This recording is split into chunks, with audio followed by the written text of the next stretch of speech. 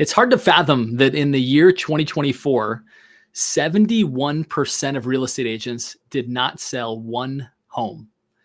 Now, we have to ask ourselves the question of how could that be possible? How is it that so many real estate agents struggled to sell just one home in this past year?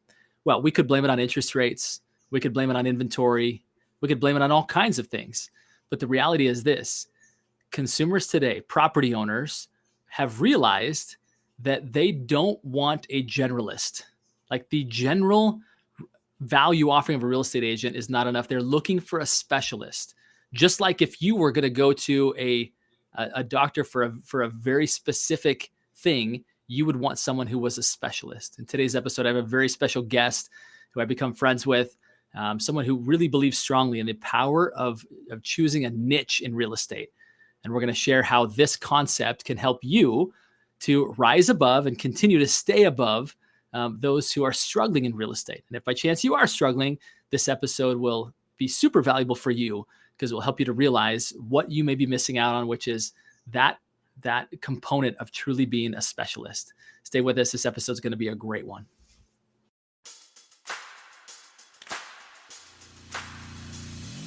So the big question is this: how do those of us in the real estate industry who have crazy amounts of ambition, how do we think bigger than the building of our own empires? How do we create success and significance, income and impact? My name is Justin Stoddard. This is my co-host, Stephanie Peck. And together, we bring you the Think Bigger. All right, welcome back, everybody. While I do not have my lovely co-host with me today, I do have a very special guest. His name is Rick Albert. Rick is a top agent out of Los Angeles, has been involved in over 300 transactions. He knows what he's doing. And he is also the host of the Keys to the City of Angels podcast. He's becoming a voice of reason and for the real estate industry in that area. Rick, such a pleasure to spend some more time with you today here on the Think Bigger Real Estate podcast. Yeah, thank you for having me. I'm really excited to be here. Yeah, likewise. I had the opportunity to be featured on Rick's podcast, and I was like, this guy's great. How do I get to spend more time with Rick? And so here we are right now. We're doing it again. Rick, you come out of the Los Angeles area. You and I were talking just a few minutes ago about kind of the state of the union down there.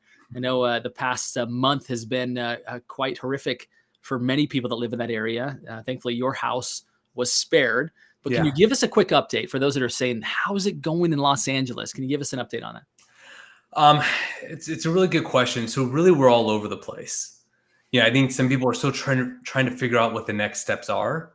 That from what I've been hearing through my network, we're still some people have already started submitting plans to the city to get their homes, to get the construction started.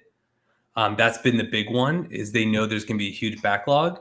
And a lot of people are already working with insurance companies on what the next steps are. So that's kind of where we're at right now. But I think, from some people, my best guess is that they're still probably in shock. They didn't think it was going to happen to them, and they didn't prepare for it. Yeah, I've watched a number of videos of people going back to visit the site, right? And it brought to me so much emotion, right? My wife and I are fortunate to have 6 children. And I think about the home in which we've primarily raised, our children. And it's very interesting as I consider that it's not just the brick and mortar. It's not just the structure itself. It's this place, the most safe and secure place in the world for me and for my children. Right. And so many memories, so many intimate moments. And it's like, can all of that really be gone? And of course it can't, right? You hold on to those memories, right. You hold on to those, kind of sacred experiences. But at the same time, it's hard, especially I would imagine for younger children or those who have lived in the homes for their entire lives to resettle and regroup, right? That they would just be such a difficult challenge, I think, to be in that spot. Have you heard much about that, about how people are dealing with it? I'm sure some better than others.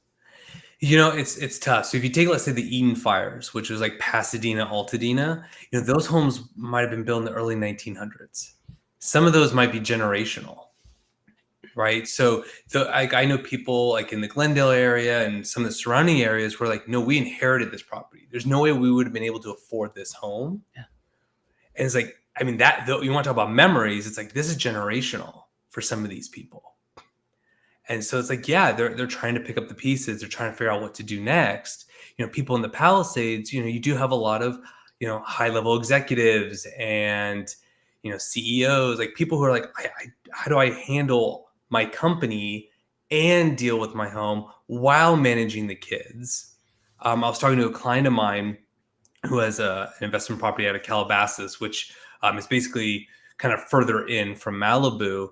And he was talking to insurance companies because some of them started reaching out to him about renting out his house. And it's like, yeah, people in the Palisades specifically, it's very school driven and it's very family oriented. So they're all moving where their kids' friends are going, right? So they can create some sort of normalcy, at least for the kids. Yeah, at times like this, you realize how much more people and relationships matter than things, Yeah, right? for sure. And we start to realize how much stronger we are because we have each other. So anyway, thank you for the update on that. I know that's not the topic of our show, but I'm sure it's on everyone's mind. Since you're Absolutely. becoming really a voice of the real estate industry in Los Angeles, I think it was helpful for you to share that perspective. So thank you. Let's get into today's topic. Again, right, you reiterated to me a stat that I saw just this past week, and it's just it's just astonishing. And I have to think, of those 71% who didn't sell a home, how many of them were actually really trying, right? Obviously, we know that there's a large percentage of people who are licensed simply because it's a mom who pays for the family vacations that way. And right, I have an opinion on that I won't share today as to what that does to the industry. Some are probably very good, and that's super admirable that they're willing to do that. However, I do think that kind of the downgrade of our industry in the eyes of consumers does have to do with people who aren't truly experts, right? They just get a license and they lean on relationships to get those deals. I don't think that's good for anybody. Nevertheless, so I don't know what percent of that 71% of the people were actually trying full time, right? That's heartbreaking, right? That you would work hard, try that hard, put out expenditures and sell 0 homes, right? So we're not here to make anybody feel bad about that, but we are here today to provide a solution for those who may be at or near that spot, or more importantly, for those who are who are successful, to say, how do you stay far above that and even reach down and help people who may be on your team or who could join your team and really help them to create a new and better reality for themselves, right? So let's get into this concept of a niche, right? Talk to me about, and you kind of shared this with me, right? That was kind of the precursor to today's show. So I'd love to hear your thoughts on kind of this generalist approach and maybe how it hasn't served the industry well. Yeah. So, the problem, so back in the day, you would door knock. So you knock on the door, hey, are you thinking about selling your house? The problem is people are very much about knowing, liking, and trusting you. So if I'm knocking on your door, I don't know you. I already don't like you because you're knocking on my door, which means clearly I don't trust you. So it's like, what value are you really bringing to the consumers? And I think that's the problem with the generalist model, is you're not really providing any value to them that anyone else can add. So a great example is I had to help someone sell a property up in the Bay Area, and we interviewed 3 agents to list it. And we're talking, I reached out to a referral, someone who sold in the community, and then the top producing team. They all basically had the same pitch. I'm like, really? Like, there was nothing really materially different, except one of them had the investor background. And I thought that was interesting because it needed to be extensively remodeled, and he got the cost down to about half of what it would actually take to remodel it. So I was like, there's your person, right? He understands construction. It was a fixer. He understands the market. He was very specific as to, he knew what needed to be done, rather than just, hey, here's a couple sales in the area, I'm thinking sell for this, right? And then going into niches, things like myself, people are hiring me, people want to work with me because they know I'm also an investor. I own rental properties. I have one rental. I'm down to one rental here in LA. And then I also own out of state. So a lot of people are like, hey, look, I want someone with an investor mind. So when we go through these houses on the buying side, I can be like, here's the actual cost of potential construction, or here's how to fix the floor plan, right? If a home has been sitting on the market, all you have to do is move this one wall or enclose this, and now you have an extra bedroom, right? So it's a different mindset. Other niches I've seen, there's a big one here in LA where he focuses actually on athletes. And that's like his sole focus. And he does very well. So I think that, going forward, you kind of have to think, okay, what makes me unique? And how do I tell the world that I'm unique and that's why you should hire me? Yeah, you really brought up that case study, or that example that you shared is pretty phenomenal, right? That the remodel costs were half, right? And oftentimes people think, oh, it doesn't really matter. All real estate agents do the same. And I think when people come from a background and real estate agents really kind of imitate the marketing of everybody else, like around what are other people doing, and so they just go and kind of copy it with their own colors and their own font. What ends up happening is that you become a generalist, as you described, and your clients aren't served any differently than they would anywhere else. Then all of a sudden you have somebody who truly is a specialist, somebody who truly has spent the time, gained the experience to master that craft. And it becomes like head above shoulders, like a head above everybody else, of how much better that experience is, right? Yeah. I think you can't fake that, right? I mean, you can try to, but when you are positioned as a generalist against a specialist, it becomes really obvious really quickly who's actually prepared, who actually has the experience, and who doesn't, right? Yeah. And to your point, like when you walk through a home, you immediately see opportunities for new bedrooms, for new windows, for opening up this room. That's a load-bearing wall. That's not. This is what I would do. This is what I have done, right? Which is a whole different place of expertise. Yeah, and it's what I always like to do is anytime I get marketing in, like flyers, postcards coming out my door, I do look, right? I'm like, all right, how much volume have they actually done? I have not found a decent correlation. Like there's a guy who farms my neighborhood. I'm sure he's a nice guy. We get his postcards. He's on benches. He's done like, I think one year I checked, he did like 6 deals that year, which, half a deal a month isn't substantial considering the cost that went into all that marketing.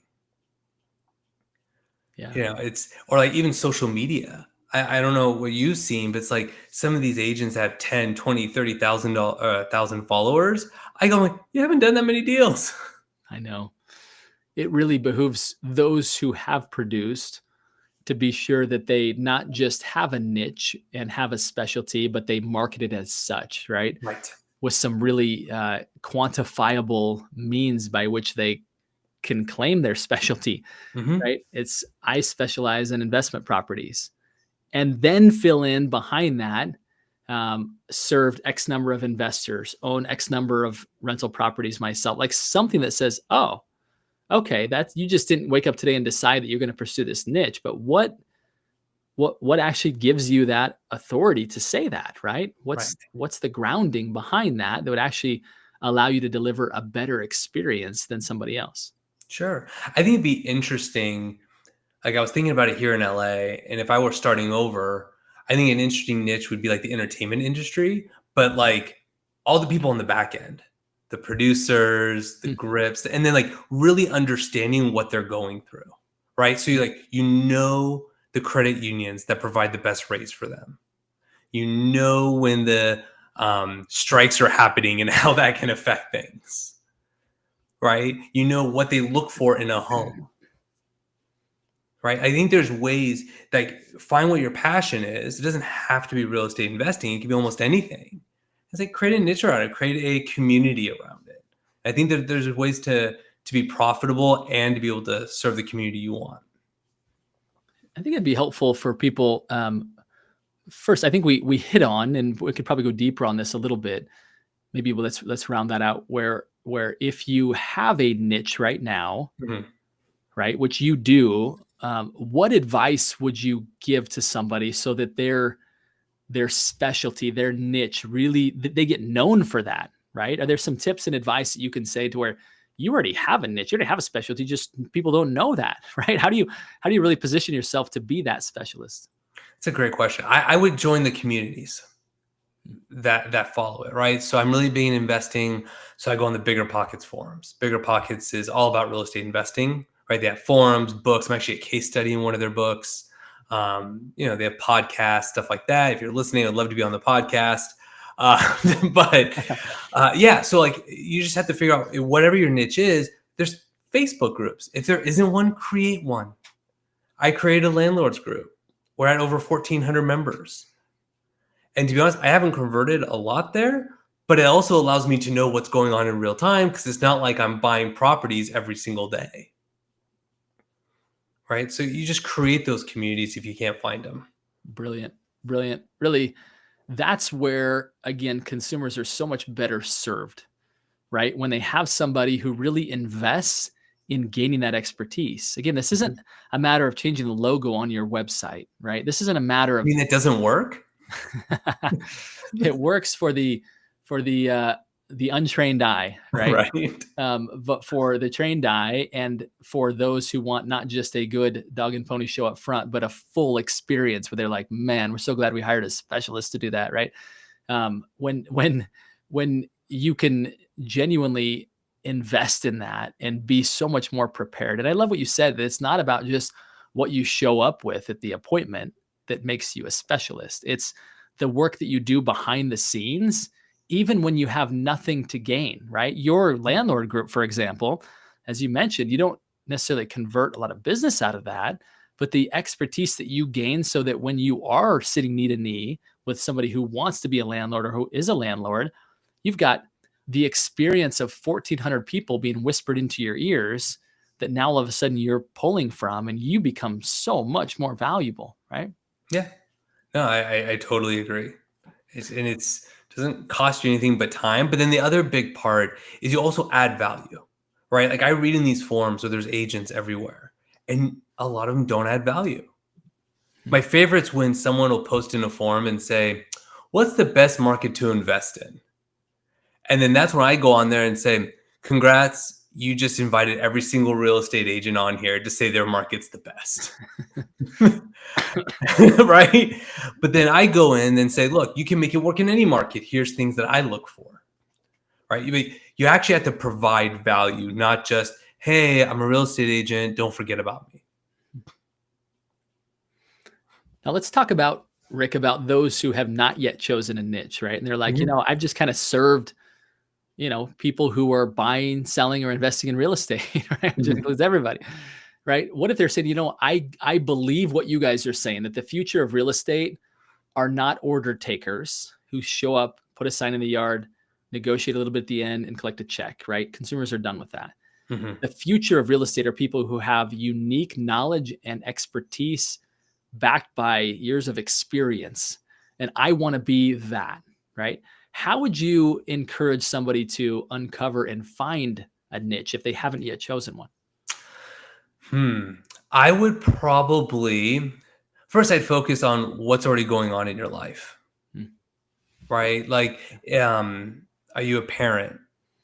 Okay, maybe your niche is working with dads and moms and parents and grandparents. If you're like, look, I already have to take care of, my folks who are elderly, I know what it takes to take care of them. That can become a niche, right? Baby boomers are downsizing. The 2-story homes aren't working anymore. They can't handle the stairs. So they're going to be downsizing and going somewhere. So, or for example, if a family member passed away and you were the executor of the trust, I mean, that is a whole nother project. And it's like, yeah, you could go to attorneys and say, I've done it. It sucks. But here's what I've done to help to make my life easier. And I can share that with your clients. And then we both look great. I think about somebody who's done a good job of this actually in your area, Bill Gross. He's a probate expert. And he talked about how he spent just weeks, week after week after week at the courts, like learning about the process. And I think about, and he became fascinated with that kind of real estate. And it's obviously what you've done with investor properties, right? You just spent the time first being one yourself, right? Yeah. And then realizing like, I kind of like this. Like, and I think, to your point, it's the hints that life has given you already, right? Like, what is it that you're already doing? What is it you've already spent time doing, right? I think about, right, my specialty, which is in helping professionals to get client introductions from other professionals, Mm-hmm. right? That I look back and there's a common thread throughout my career, starting off as a high-end home builder, looking for ways to generate referral business when my personal sphere was not yet big nor sophisticated enough to send me $1 million construction projects. I created strategic alliances with other professionals. And so that became a theme that then brought me all the way to authoring a book on it and now building a digital platform that makes that process easier. So if you look backwards, you'll probably see a common thread, even if maybe some of that was outside of real estate. Yeah. You'll see things that you've learned, things that you've done, things that you've been interested in. And as a result, you've now come to this point where it's like, boy, if I put all that experience together, right? Whether it's in some sort of expertise or you said some sort of demographic experience of like, I've been a dad, right? And I can relate to other dads who are trying to run a business, right? That I think is maybe kind of what I'm hearing you saying, what I'm piecing together as well, is a great starting place, right? For deciding on a niche. Yeah. I mean, people like to work with people that are like them, Mm-hmm. right? So, people want to work with me because I don't own a million properties, right? I don't have $10,000 a month in passive income, but I'm a few steps ahead of where they want to be. And they're like, look, that's where I want to start, right? Because one of the big things in real estate investing that kind of irks me is you have these gurus who are charging tens of thousands of dollars. Like, I've been investing for the last, 15 years. Like, no, you bought at the bottom of the market when interest rates were low and you just rode the wave. You haven't bought anything in the last like 5 years, right? Versus me, it's like, no, I just bought last year. Mm-hmm. And guess what? It bombed. And we're learning from it. And now I get to share those experiences. Yeah. And, I'm reminded of something that I learned from Russell Brunson, one of my mentors. He quotes the movie Catch Me If You Can, where he there's this con artist, and I'm not recommending that anybody here aspire to be a con artist in any way, shape, or form. That's not the point of the message. No, he talks that's about, a niche. Yeah, that's it. Convicts, right? They all got to live somewhere. So in the movie, Leonardo DiCaprio played the part, right? He went all the way to becoming an airplane pilot, a doctor, a professor, at a university. And when they finally caught him, they asked him all the questions like, well, how did you do this? How did you pull that off? How did you, right? And the big question I had is, how did you really pull off being a university professor, right? Like, how did you do that? Like, it's one thing to like have a co-pilot who flies the plane and, but like to teach other people. And to me, that wouldn't have been my first, I would have been, how did you perform surgery, right? like, how did you fly a plane? Like, really? But the big question they had is like, how did you perform? Like, how did you actually become a professor?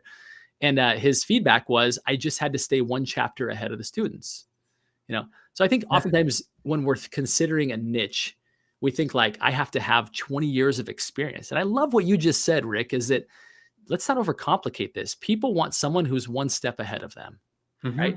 You don't have to know everything before you know something. I actually talk about that in my book, The Upstream Model, is that, sometimes we downplay our own experience because we think it's not complete yet. And people don't necessarily need to work with a guru, or they couldn't afford to, right? Or they wouldn't relate to that person. They wouldn't get the same level of customized service. Your experience is sufficient because you're one chapter ahead of somebody on some topic that's meaningful to them. Yeah. And to be clear, so real estate, because it's, yes, there are relationships, but financially it's transactional. The number of years you've been in business has no bearing on how good an agent is. And Great point. like I had to deal with an agent recently. I've been in the business for 30 years. I'm like, this is the second house you sold this year. First one you double-ended. Like, what? I did that in like in a week. Like, no. So don't feel discouraged if you're up against someone who has years of experience. And even if I were talking to a potential client, like, well, so-and-so has 30 years experience, I say, go to Zillow, go to Agent Finder, look them up, and you can see how many deals they've actually done. Yeah, insightful, isn't it? Yeah. Because most of the time the MLS is actually tied to it. Sometimes you have to go in and update it, but it's like, there you go. That's, you know, doing one deal a year isn't really impressive. And so if you're one of those people that's like, no, I've done 3 deals, 5 deals last year, you're like, look, I've done more deals than that person has. Yeah, great perspective. Rick, I want to take just a minute here and thank our sponsor, Pro Insight, which is a company that I have the good fortune of leading. We've actually developed a product called the Deep Dive, and I'm bringing it up here on my screen. At least I'm attempting to. What the Deep Dive does is it gives real estate agents and other professionals the ability to have something really unique, which is a live feed of um, the publicly recorded data of their clients' real estate holdings. So we talk about being a specialist in today's market. Imagine being a specialist in what your clients already own and how you can serve them. To us, this is really a tool for anybody that truly wants to take their real estate and or professional services career to the next level. It gives you a sum total of all the real estate assets owned by your clients, as well as everything from recent transactions, client net worth, your clients sorted by investor net worth, their age, who has the highest interest rates, assumable loans, free and clear properties, on and on. Anyway, this tool really is something that we're so proud of, because at a time when real estate agents need to be more professional, be more knowledgeable, be more experts, we're giving them the tools again to have a live feed of the publicly recorded data of their clients' real estate holdings, truly allowing them to be truly an advisor. So anyway, special shout out to that. Rick, let's talk a little bit about your advice to people in this market, right? Obviously, over the past year or so, it's been maybe more challenging than some would have liked, Yeah. right? And they're now in a spot where they really want to make 2025 their year. Around this topic of choosing a niche, being a specialist, what additional words or insights would you have to somebody that really feels that way? Work smarter, not harder. Mhm. Like we go back to the door knocking. I know door knocking works. Like I know there's people who just totally dominate, but like work smarter, not harder. When you're knocking on that door, what are you actually telling them? What value are you actually giving them? Maximize the time in front of the potential client. Or if you only have so many hours in the day, right? So how are you maximizing your hours to reach the most number of people? Or if you're going to do a postcard, it's fine, but like what message are you actually sending that might be very specific, right? Think about who you want to target and like be very specific, right? Versus, hey, I'm a real estate agent. Like, Yeah. so is everybody. It's like what, $500 to get your license now? And like you do the crash course for $150 and now you passed. It's a very low barrier to entry. So, and I don't know what you're seeing. My hunch is that there's probably not enough business to go around. So, yeah, create those niches, think smarter, and work towards that. Yeah, I like it. It's great advice, Rick. Again, I think if you were to take this generalist approach, you're really watering down your value proposition Mm-hmm. to a wider audience. You think that you're missing out, right? And that's one of the fears I think that people have when they think about niching down. It's like, but what about all the opportunities I'm going to miss that are outside of that specialty? And I think what happens is that your message gets so drowned out by all of the other real estate agents that nobody pays attention, because you're one of a dozen that they know, that they're friends with, Yeah. right? But when you can say, I specialize in this, it doesn't mean that you don't serve people with other things, but I Oh, absolutely. specialize in this.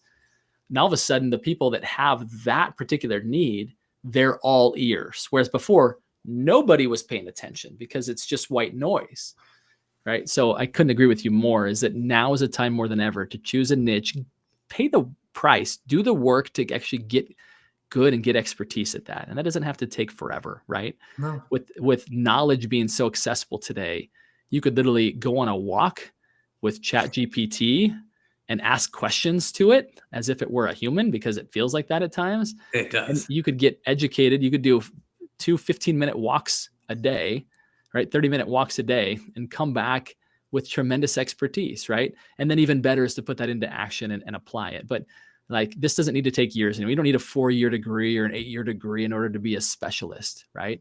It's a matter of those who really want to, who want it, right? Because the world is in front of you now. It's so accessible. It's just crazy. I mean, look, no one's ever asked me where I went to college. Right? Right? I mean, yeah, it's they not don't important. care. They're like, hey, because this is very much about serving. So when I go to a listing appointment, like I helped one, she was an actress, and it was her and her husband, and she didn't know who I was. We had a listing around the corner, so she wanted to interview us, and all they cared about is, what are we going to do to get their house sold? So here's everything that we're going to do.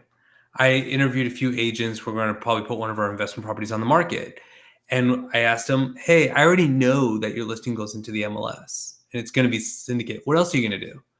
Oh, I'm going to tell everyone in my office. I'm like, that's not good enough. Versus another agent's like, well, I'm going to reach out to all my investor clients. I'm going to host open houses. I was like, that's a little bit better. Yeah.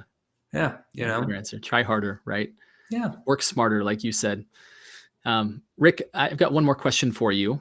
You're obviously a guy who collaborates, right? What first made me realize I was talking to a kindred spirit is when you talked about the professionals around you in your network who you love referring and also receiving referrals from them. Mm-hmm. There was one bit of advice on professional collaboration, right? On really this reality that if you want to go fast, go alone. If you want to go far, go with others. What's one tip you could give to the folks at home today on how to expand your professional network and really start to benefit from collaboration? Make their lives easier.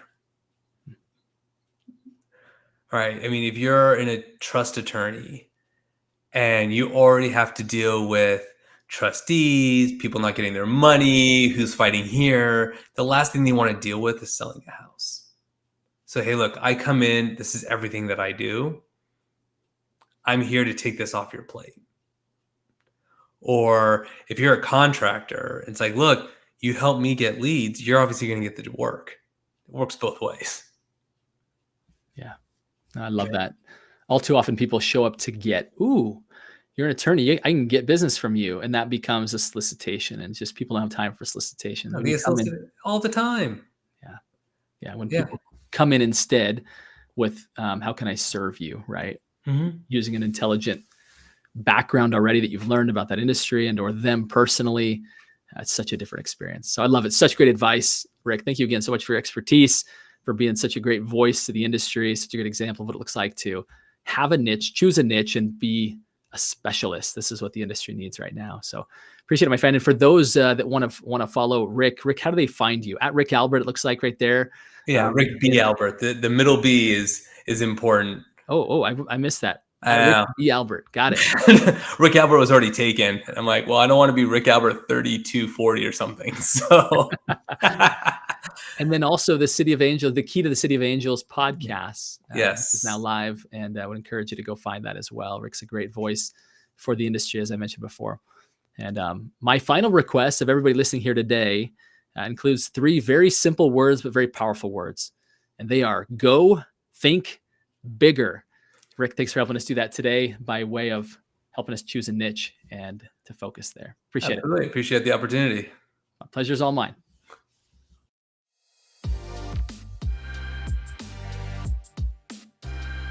Before you go, we've got one more invitation for you.